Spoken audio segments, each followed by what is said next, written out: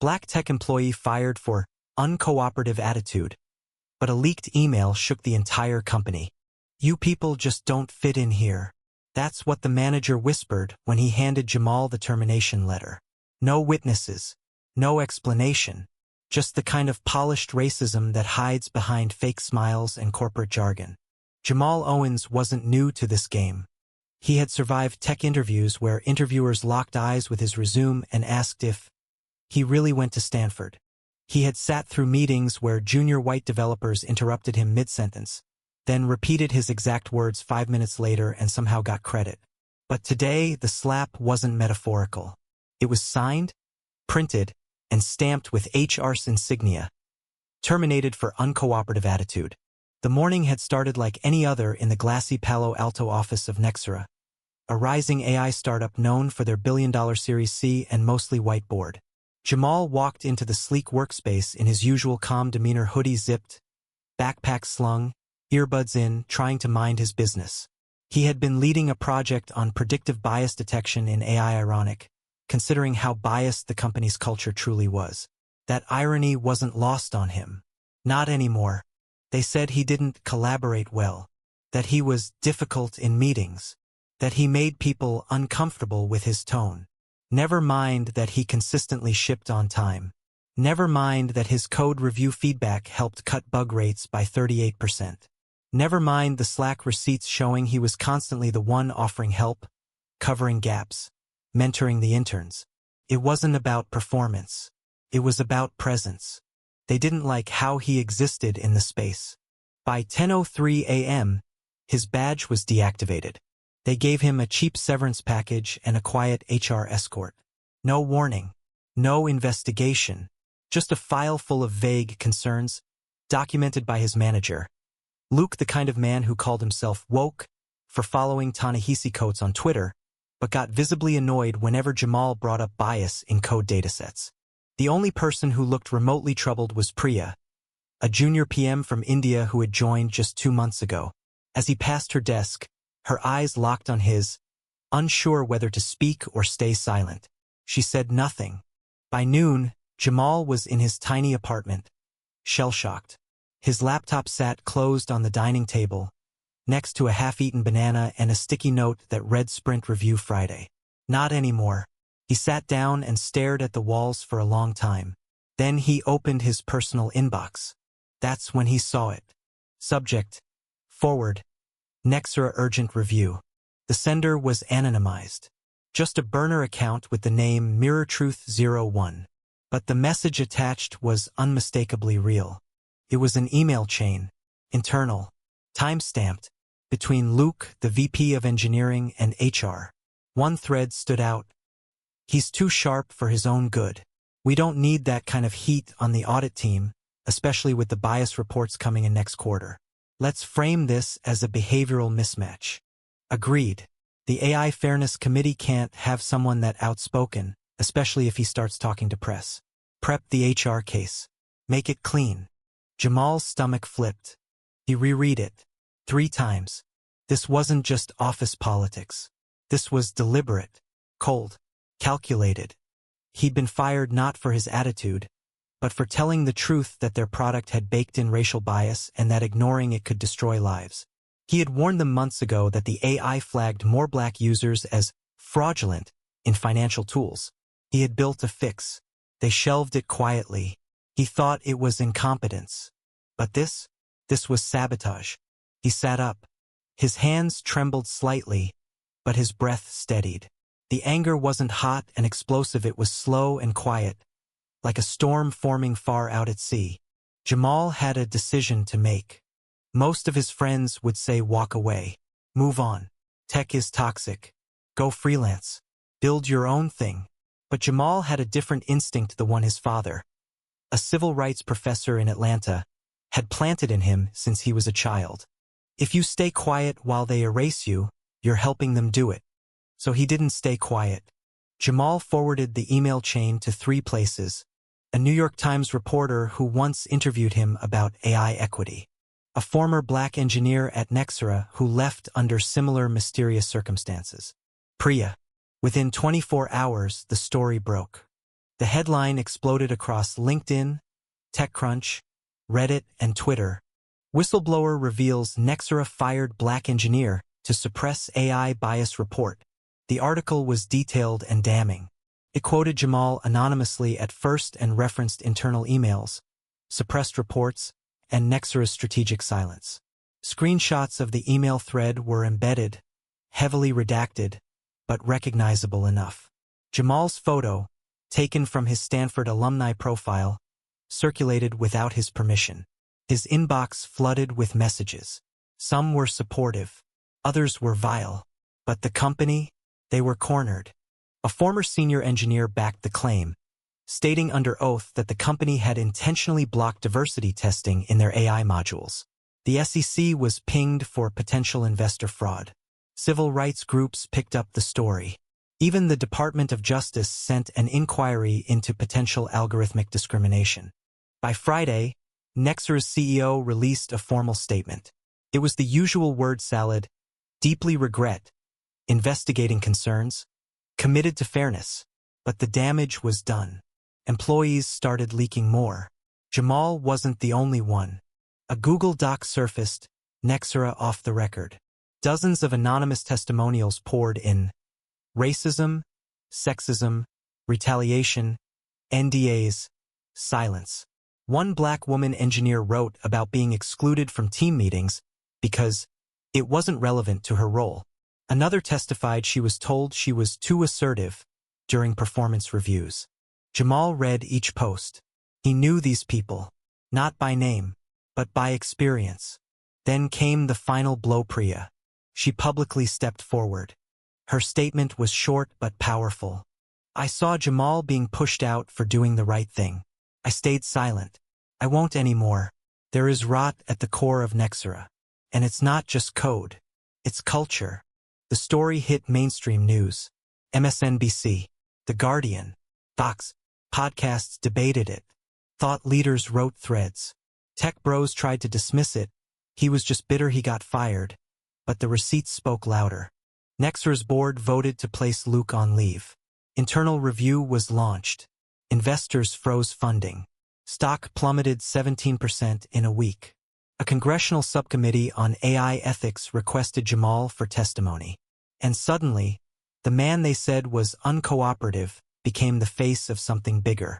Jamal sat alone in the small hotel conference room 2 blocks from Capitol Hill, watching the rain slide silently down the window.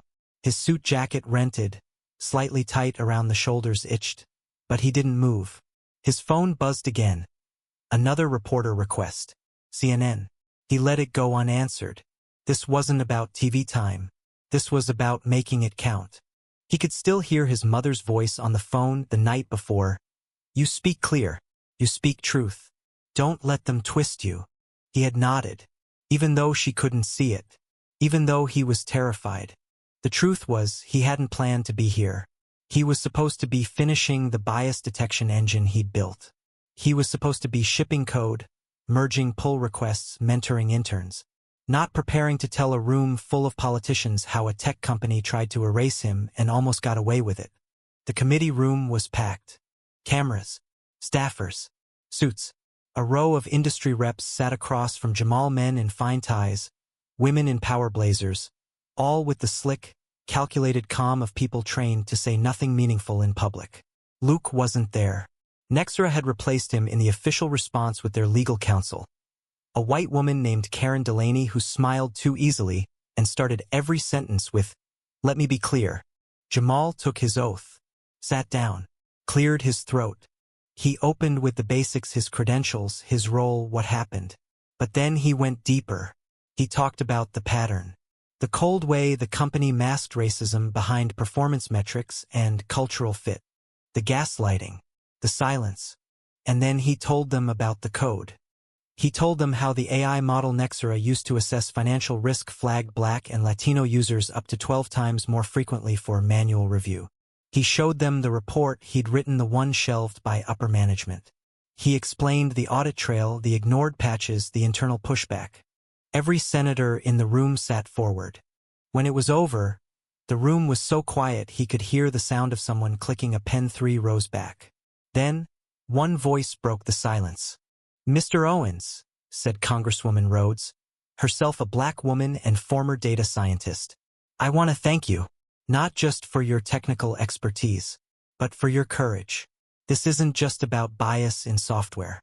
It's about the people who are targeted and silenced when they try to fix it." Jamal blinked.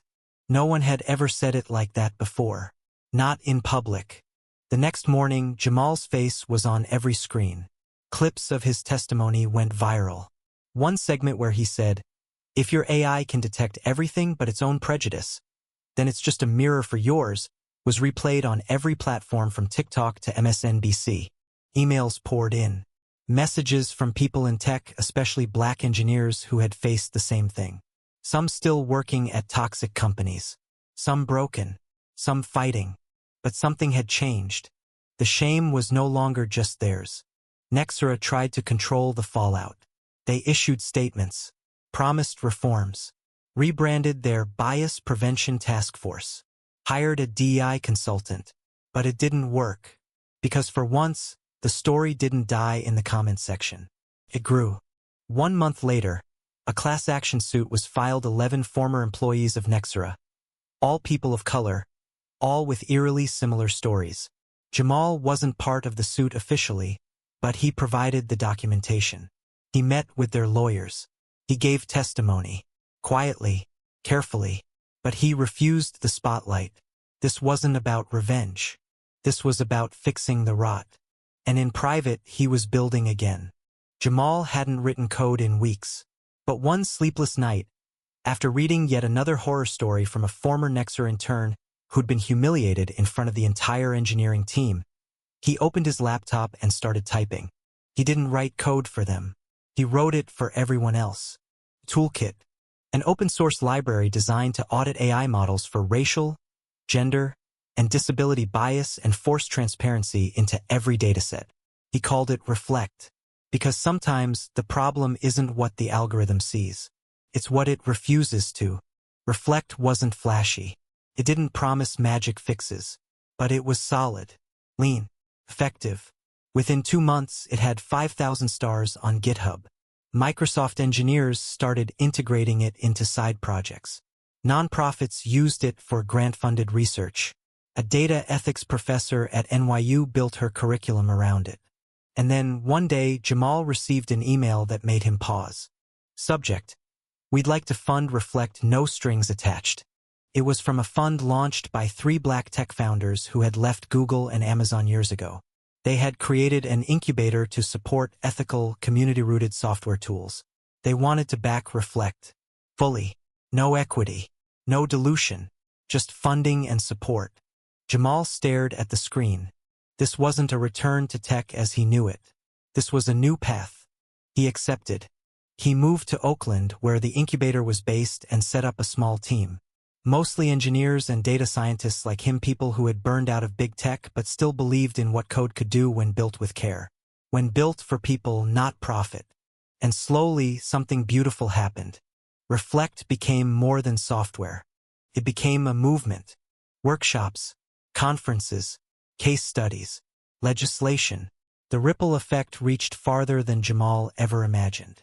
By the following year, 3 major cities had adopted Reflect's framework for bias auditing in their municipal algorithms, including predictive policing and public benefit systems. And in an even more unexpected turn, Nexera? They licensed Reflect too. Jamal was told by his lawyer. He didn't laugh. He didn't gloat. He just nodded. Because that was the point.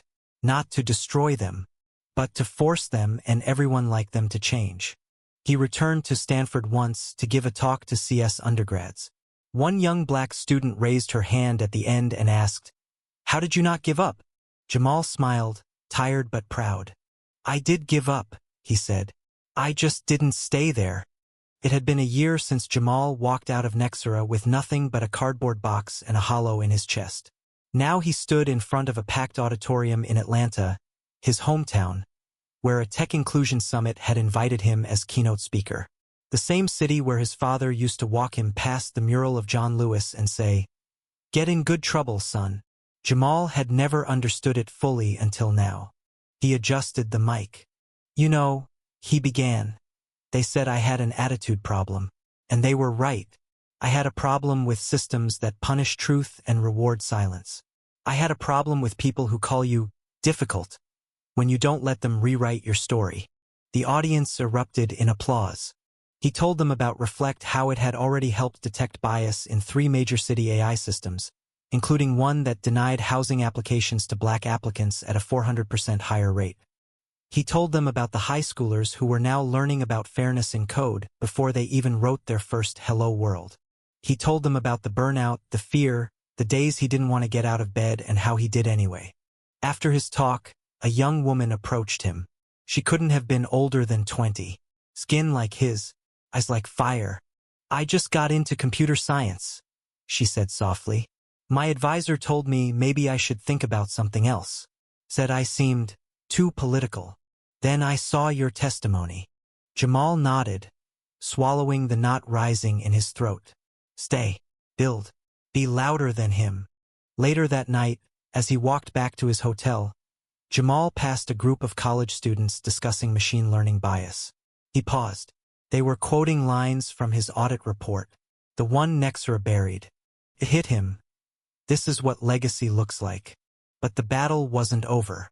Not by a long shot. The lawsuit against Nexera continued, and in pretrial discovery, more documents surfaced. Jamal read one email with a chill running down his spine. It was dated 2 days before his firing. "If he keeps pushing, we risk triggering a federal audit. Better to cut now and offer PR spin later." Another exec responded, "He'll just disappear. They always do." That line stayed with him. They always do. But this time, one didn't. That fall, the class action case against Nexera went to court. Jamal sat quietly in the back row of the federal courtroom in San Jose as his former colleagues, some white, some not, testified. Their stories echoed his. The racism wasn't always loud. It was quiet, institutional, baked in. 1,000 paper cuts no one wanted to see until someone bled out in public. Jamal took the stand last. He wasn't bitter. He was resolute. "I'm not asking for a payout," he said. "I'm asking for a reckoning." The court ruled partially in favor of the plaintiffs. Nexera was fined $28 million in damages and required to submit to annual independent AI audits for the next 5 years. But more than that, the ruling set a precedent. It became a legal foundation for future cases involving algorithmic discrimination and workplace retaliation. Change, Jamal realized, is slow. But when it comes, it leaves cracks in every wall meant to hold you back. In the months that followed, Jamal was offered a book deal. He declined. He didn't want to become a brand.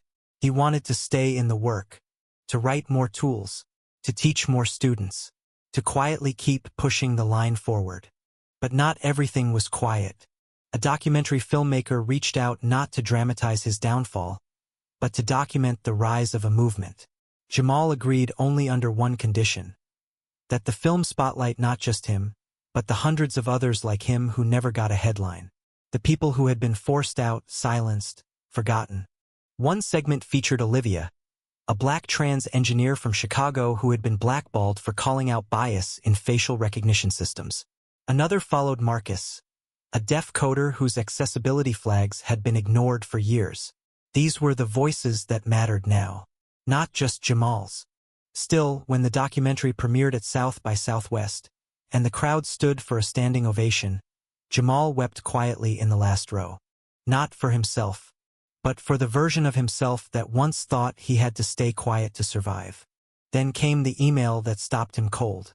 It was from Luke, the same Luke who fired him. The subject line read, "You were right." Jamal didn't open it for days. When he finally did, the words felt strange, like reading a ghost's apology. "I didn't understand what I was doing at the time. I thought I was protecting the company. I see now I was protecting power. I'm sorry, Jamal. Not just for what happened to you, but for who I became to make it happen. I'm in therapy now, and I've left tech. For good." Jamal didn't reply. He didn't need to. Redemption, he had learned, isn't owed. And forgiveness isn't about forgetting. It's about choosing what you carry forward. And Jamal chose to carry this, a belief in truth, in justice, in code written with care, and in the people still trying to carve space in rooms never built for them. Years passed. Reflect expanded globally, adopted in Canada, the UK, and even South Africa. Jamal hired an international team. Diverse, bold, tired of compromise. They trained governments, NGOs, even tech companies once hostile to their message. Jamal rarely spoke in public anymore. But sometimes, late at night, he would log on to GitHub and read comments from users. "Your tool helped me prove what my manager said wasn't a bug, it was bias. Reflect saved my sister's loan application from being wrongly flagged. Thank you. I thought I was the only one." He would close his laptop then, lean back in his chair, and breathe deep. He had not disappeared. He had built something that would not disappear either. It was raining again in Oakland, but the city didn't mind. The streets shimmered under the yellow glow of the street lamps, and in a small co-working space near Lake Merritt, the glow of dozens of monitors pulsed like quiet heartbeats. Reflect had grown from 5 people to nearly 30, each of them working not just for a paycheck, but for purpose.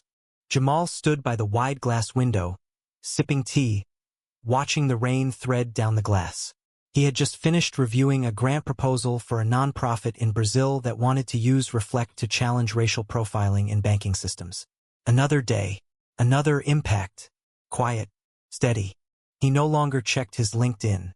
It was flooded some days with praise, other days with insults from angry tech executives who saw him as the reason their company's image cracked. He didn't care. He had work to do. Across the room, his lead engineer, Fatima, waved him over. She was beaming.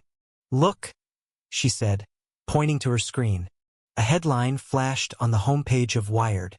Reflect framework mandated in federal AI contracts starting 2027. Jamal blinked. "That's real." She nodded. "Passed the committee. Signed this morning." He sat down slowly. For a long time he said nothing. They had done it. What began as his personal answer to erasure was now a required safeguard in national policy. A line of code turned into a shield. "Let's take a walk," he said, grabbing his coat. "I need air." They stepped out into the drizzle. The night smelled like jasmine and asphalt. Fatima asked him, "Do you ever miss it?" "Miss what?" "Being inside the machine. Building for the big guys." Jamal thought about it. About the catered lunches, the 6-figure salary, the view from the 27th floor. And then he thought about the meetings where his voice was filtered through fear, the smiles that froze when he questioned, the silence in the elevator the day after he was fired. "No," he said finally, "I don't miss being tolerated." She smiled and they walked on. Back at the office, a package was waiting on Jamal's desk. No return label. He opened it slowly, carefully, like it might contain something more dangerous than a bomb memory. Inside was a book. His audit report, professionally bound, annotated. Tucked inside was a note. "Jamal, we used your report as the foundation for our AI ethics curriculum at Spelman. I wanted our students to see what courage looks like in code. Thank you, Professor Hale." Jamal's throat tightened. He remembered sitting in the computer lab at Stanford years ago, alone, surrounded by a sea of faces that rarely looked like his. He had wondered if he was imagining the weight pressing against his ribs. He had wondered if his code would ever matter, if his resistance would ever mean more than his isolation. He pressed the book to his chest and closed his eyes. Later that year, Jamal was invited to speak at the United Nations Global Summit on Ethical AI. He hesitated. Public stages still drained him. But he went. He stood beneath the arched ceilings of the UN chamber in Geneva and spoke in calm, measured tones. He didn't tell his full story. He didn't need to. Instead, he spoke about systems, how they absorb inequality, replicate it, scale it. And then, in the last 5 minutes, he said, "If a system only sees you as a threat when you speak up, then silence becomes its currency. But truth? Truth is a rebellion with memory. And every time we write code that listens, truly listens, we remind the system that it doesn't own us." The room stood still. Then applause thundered. After the event, A Kenyan engineer approached him with tears in her eyes. She said, "You gave language to something I didn't know I'd been living." Jamal didn't know what to say.